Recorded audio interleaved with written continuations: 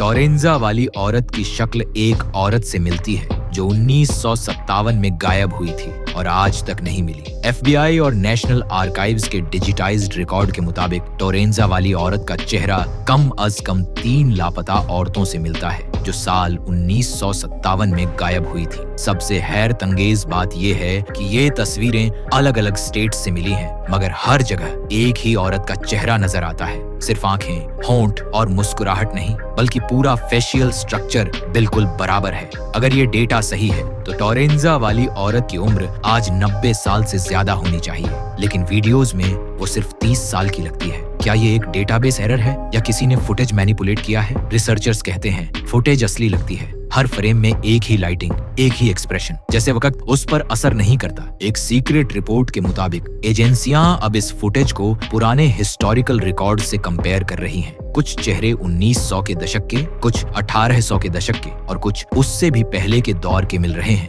हर जगह एक ही औरत का चेहरा, जैसे वक्त का दायरा उसके लिए रुक गया हो। गवर्नमेंट खामोश है, लेकिन अंदर के सोर्सेस कहते हैं ये केस आम नहीं। कुछ साइंटिस्ट्स इसे टाइम जंप का सबूत कहते हैं, जबकि कुछ का कहना है कि ये एक जेनेटिक या आइडेंटिटी एक्सपेरिमेंट का नतीजा हो सकता है। मैंने खुद इन फाइल्स को देखा। हर रिकॉर्ड एक अजीब खामोशी में लिपटा हुआ था। कई पल ऐसे थे जब मुझे लगा ये औरत शायद कभी बूढ़ी होती ही नहीं। कुछ गवाहों ने अपने फैमिली एल्बम्स में भी मिलते जुलते चेहरे देखे हैं। वही निशान, वही मुस्कुराहट, वही आंखें, जैसे हर दौर में एक ही रूह ने अलग जिस्म अपनाया हो। फुटेज एनहांस करने पर मामूली ग्लिचेस और डिस्टॉर्शंस मिले, जैसे हर तस्वीर वक्त के बीच लिखी गई हो। कुछ एक्सपर्ट्स कहते हैं कि अगर ये सब सच है तो हमारी हिस्ट्री और वक्त दोनों किसी छिपी फाइल में बंद है। अगर आपने भी अपने पुराने रिकॉर्ड्स या तस्वीरों में ऐसा चेहरा देखा हो तो हमें भेजें। शायद एक क्लू ही सब कुछ बदल दे। टोरेंजा वाली औरत असल में कौन है? एक टाइम ट्रैवलर या वो इंसान